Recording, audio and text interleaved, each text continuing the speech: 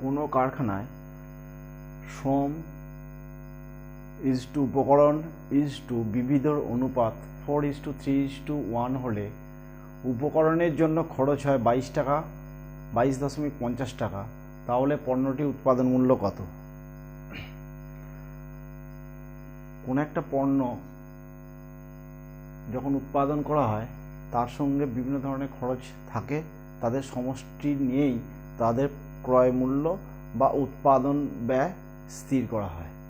যেমন এখানে দেওয়া রয়েছে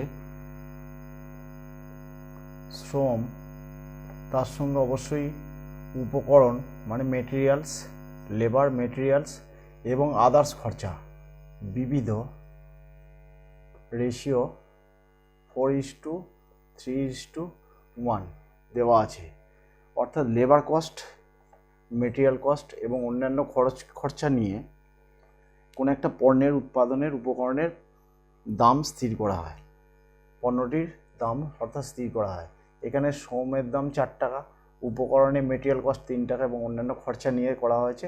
টোটাল ভ্যালু দেওয়া রয়েছে, টোটাল ভ্যালু হচ্ছে 8 টাকা। এবার আমার প্রশ্নটা বলা হয়েছে, জানতে চেয়েছে যে উৎপাদন মূল্য কত। অর্থাৎ উৎপাদন মূল্য আমরা সহজেই বুঝতে পারলাম যে 4 টাকা যদি লেবার চার্জ হয়, উপকরণ বা মেটেরিয়াল চার্জ যদি 3 টাকা হয় এবং অন্যান্য খরচা যদি 1 টাকা হয়, তাহলে টোটাল খরচা হচ্ছে আমার 8 টাকা। এবার অঙ্কে সলিউশন করার জন্য একটা ক্লু দেওয়া রয়েছে, দেখলেই বোঝা যায় উপকরণের জন্য খরচ হচ্ছে 22 টাকা 50 পয়সা। অর্থাৎ উপকরণের ঘর কোনটা আমার এটা, উপকরণের জন্য 22 টাকা 50 পয়সা, অর্থাৎ 3 ইউনিটে ভ্যালু দেওয়া রয়েছে 22 টাকা 50 পয়সা হলে পণ্যটির উৎপাদন মূল্য মানে কি 4, 3, 7, 8 ইউনিটে ভ্যালু কত সেটা জানতে চেয়েছে। আমরা অতি সহজেই করতে পারি। 3 ইউনিটে ভ্যালু দেওয়া রয়েছে 22 টাকা 50 পয়সা, 1 ইউনিটে ভ্যালু হচ্ছে 22 টাকা 50 পয়সা বাই 3,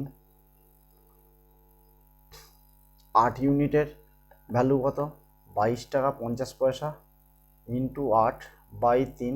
আমরা কাটাকাটি করলে পাচ্ছি দশমিকের জন্য 1, দশমিকের পরে 2 ঘর মানে দুটো শূন্য, 3 7 21, 1 15, 3 5 15, 0, এই শূন্য কেটে যায়, 5 8 40 শূন্য, হাতে রইল 4, 7 8 56, 4 60 বাই 10 সমান হচ্ছে উৎপাদন খরচা হচ্ছে 60 টাকা। আমরা অতি সহজেই এইভাবে কোনো একটা রেশিওর যদি মান দেওয়া থাকে, টোটাল সমষ্টি যদি বের করতে দেয়, তখন আমরা এইভাবে সলিউশন করলে অঙ্কটা সহজে সলিউশন করতে পারবো। প্লাস